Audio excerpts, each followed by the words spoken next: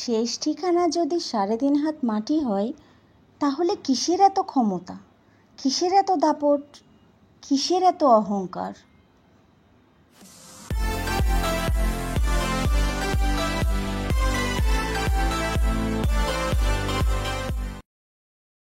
Hi viewers, আসসালামু আলাইকুম। সবাই কেমন আছেন? আশা করছি যে যেখানে আছেন ভালো আছেন, সুস্থ আছেন। আমরাও আলহামদুলিল্লাহ ভালো আছি, সুস্থ আছি। শুরুতেই যে কথাটা বলছিলাম, আসলে আমাদের সমাজে একটা প্রচলিত কথা আছে, ছোট লোক বড় হলে বাপেরে বলে শালা। বিষয়টা কিন্তু আসলে বর্তমানে খুব ভালো করে নজরে আসছে। মানে হঠাৎ করে যখন কারো টাকা পয়সা হয়ে যায়, হঠাৎ করে বড়লোক হয়ে যায়, তাদের ব্যবহার এতটাই বদলে যায়, তাদের এতটাই অহংকার বেড়ে যায়, আসলে তারা কারে কি বলবে, কার সাথে কিভাবে আচরণ করবে সেটাই ভুলে যায়। ওরা এটাই জানে না যে আমাদের শেষ ঠিকানাটা তো কবর, 3.5 হাত মাটি। তুমি যতই বড় লোক হও না কেন, তুমিও পাবা 3.5 হাত মাটি, একজন গরিবও পাবে 3.5 হাত মাটি। তাহলে এত অহংকার, এত বড়াই করে লাভ কি? সকালে মরলে দুপুরে জানাজা, দুপুরে মরলে বিকালে জানাজা। ওই যে একটা কথাই আছে, আজকে মরলে কালকে 2 দিন। এটাই হচ্ছে নিয়ম পৃথিবীর। তো যাই হোক, শুরুতেই কিছু জ্ঞান দিয়ে দিলাম, চলে আসি ভিডিওতে। তো এটা ছিল আমার বৃহস্পতিবারের ভিডিও। বৃহস্পতিবারে আমার দিনটা এতটাই ব্যস্ততায় কেটেছে, আমি অলরেডি আমার নতুন চ্যানেলে পোস্টে করেছি যে আমি খুব ব্যস্ত ছিলাম, কারো ভিডিও দেখতে পারিনি। বৃহস্পতিবার না, সরি, এটা হচ্ছে আমার বুধবারের ভিডিও। আজকে বৃহস্পতিবার, তো আজকে যখন ভিডিও দিচ্ছি তখন বৃহস্পতিবার। তো বুধবার আর বৃহস্পতিবার আপনাদের ভাইয়া ছিল ছুটি। তো বুধবারে আমার কথা ছিল 2 দিনে আমাদের ছুটিটা আমরা বাইরে কোথাও কাটাবো, কিন্তু দেখলাম অনেক কাজ, বাইরে যদি ছুটি কাটাতে যাই তাহলে কাজগুলো হবে না। তো সেই জন্য ঘুম থেকে উঠতে একটু লেট হয়ে গেছে, 11টায় ঘুম থেকে উঠে ছুটে টুকটাক কাজ করেছি। বাইরে থেকে নাস্তা এনে ওরা বাপ বেটা খেয়েছে, আমি খাইনি। বাসা থেকে 11:30টায় বের হয়ে গেছে, আমাদের একটু ব্যাংকে কাজ ছিল। ওই কাজ করতে গিয়ে আমার মানে একদম নাজেহাল অবস্থা হয়ে গেছে। বাসায় আস্তে আস্তে অলমোস্ট 4টা বেজে গেছে। তো যাই হোক, আমি কোনো রান্নাও করে যাইনি, এদিকে বাচ্চাদেরও খাওয়া হয়নি। কি করব, আমি ভেবেছি তাড়াতাড়ি এসে আমি রান্না করব। এখন বাইরে থেকে যে নিয়ে আসবো এটাও উপায় ছিল না। তো যাই হোক, ফ্রিজে ছিল, ছেলেকে ফোন করে বলেছি যে বাবা রান্না করা এটা আছে, তুমি বের করো, ওভেনে গরম করো। তো গরম করে রেখেছে। আর যে ঘর মোছার জন্য একজন হেল্পিং হ্যান্ড আছে, তাকে বলেছি তুই ভাত রান্না করে যা। সে ভাত রান্না করেছিল। তাই জুয়েল এসে 4টা বেজে গেছে, তো বসে গেলাম ভাত খেতে। আর এখানে আপনাদের ভাইয়া দুষ্টামি করছিল, ও গায়ে কাপড় নাই সেজন্য, ওটা নিয়ে অনেক দুষ্টুমি হচ্ছিল। ওকে বলি যে তুমি গায়ে কাপড় দাওনি কেন? তারপর আমার ছেলে বলছে আম্মু জানো পাপা বারবার ক্যামেরার দিকে তাকায়। তো আমি হাসছিলাম, তোর পাপা ক্যামেরার দিকে তাকায়?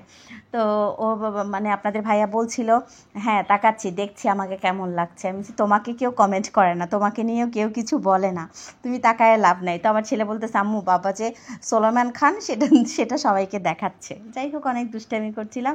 আর এর মাঝখানে বড় ছেলেকে একটু বকা দিয়েছি, কারণ ও মাংস ভুনা ছিল, কলিজা ভুনা ছিল, আর আমি লাউয়ের ফুলটা রান্না করে ফ্রোজেন করেছিলাম, সেটা ছিল। ও কিছুই খাবে না। তো পানি ঢেলে দিয়ে ডিম পোস্ট করে সে ভাত খেয়েছে।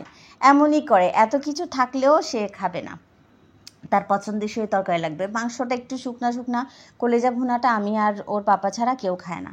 তো যাই হোক, খাওয়া দাওয়া করে একটু রেস্ট করলাম। আপনাদের ভাই অনেক কাপড় চুপড় ধুলো, ঘরে টুকটাক কাজ করে একটু রেস্ট নিয়েছিলাম। আমার খারাপ লাগছিল, আমার প্রচণ্ড মাথা ঘুরছিল। তো রেস্ট নিয়ে আবার বের হয়ে গেলাম।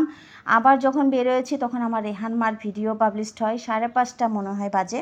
আবার বের হয়েছি কারণ আরও কাজ ছিল, তো বাজার করতে হবে সেটাও ছিল। বাজার করাটাও একটা প্যারা, মানে কী বলবো, প্যারা মানে এত প্যারা লাগে।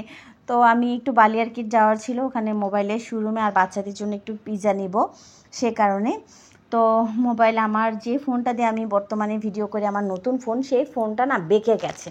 তো ভাবলাম যেখান থেকে কিনেছি সেই দোকানে যাই। সেই দোকানে গিয়ে ওদেরকে আমি দেখালাম, ওরা বলল যে আপনি কষ্ট করে একটু কাস্টমার কেয়ারে যান, আপনার এখনও 13 মাসের ওয়ারেন্টি আছে, আর রিপ্লেসমেন্ট ওয়ারেন্টিটা আমার চলে গেছে, যেটা 15 ডেজ ছিল।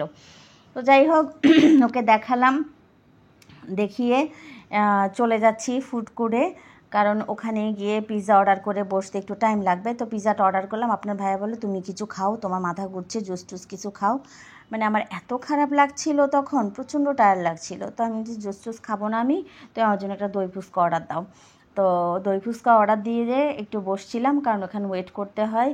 আর এত মানুষ ছিল, আর তখনও স্টিল নাও আমার খারাপ লাগতেছিল, আমার মাথাটা প্রচণ্ড ঘুরতেছিল। তো দুইজন একটু ভিডিও করলাম, কিছুক্ষণ কয়েকটা ছবি নিলাম। আর আমার জামাই বহুত চিন্তাতে আছে, তার টাকা সব খরচ হয়ে যাচ্ছে। যেদিন ওর হলিডে থাকে ওই দিন আমার জামাই বেচারার অনেক টাকা খরচ হয়ে যায়। তো যাই হোক, বসে ওয়েট করছিলাম কখন ফুচকাটা আসবে। ফাইনালি আমার ফুচকাটা চলে আসছে। অনেক দিন পরে দই ফুচকাটা খেলাম। আসলে খাওয়া হয় কিন্তু তেমন একটা না। আর এই যে ট্রাইপডটা দেখছেন, সেলফি ট্রাইপড, এটাও নিয়ে গিয়েছিলাম, কারণ এটার যে ব্লুটুথটা আছে, ওটা একটা বাটন আছে, ওটা দিয়ে আমি কাজ করি আর কি, ভিডিও অন অফ করি। তো ওটার ব্যাটারিটা শেষ হয়েছিল, ওটা ব্যাটারি টানতে। তো ওটা নিয়ে আরও বাজার সাজার করে আর ভিডিও করতে পারিনি, অনেক কিছু নিয়ে এসেছি, সেটা একটু পরে আপনাদের সাথে শেয়ার করছি। তো এদিকে পিৎজাটা নিয়ে আসলাম, ছেলেকে বললাম ওর খিদা লেগেছে, তুমি পিৎজাটা খাও, আমি বাজারটা বের করি। পিৎজাটা ঠান্ডা হয়ে গিয়েছিল, ওকে গরম করতে দিয়েছি। তা আমি এদিকে নিয়ে এসেছি লটকন নিয়ে এসেছি। লটকন জিনিসটা আমি চিনতাম না, কখনো খেতাম না।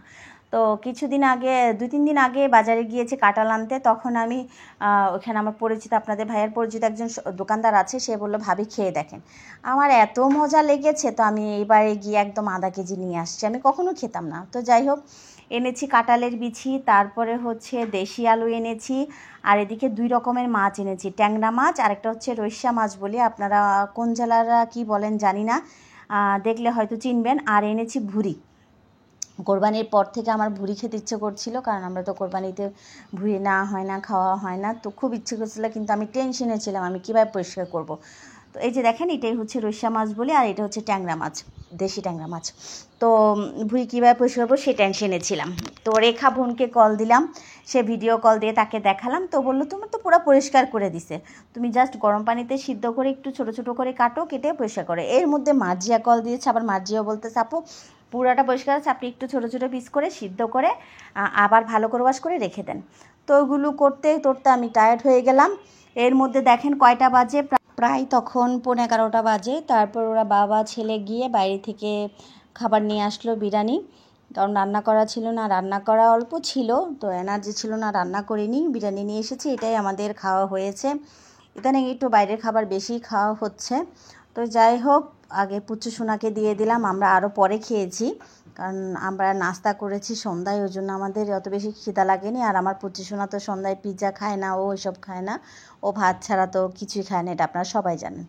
তো যাই হোক, আমার আজকের ভিডিওটা কেমন লাগলো সবাই জানাবেন, আশা করছি ভালো লাগবে। সবাই ভালো থাকেন, সুস্থ থাকেন, আল্লাহ হাফেজ, আসসালামু আলাইকুম।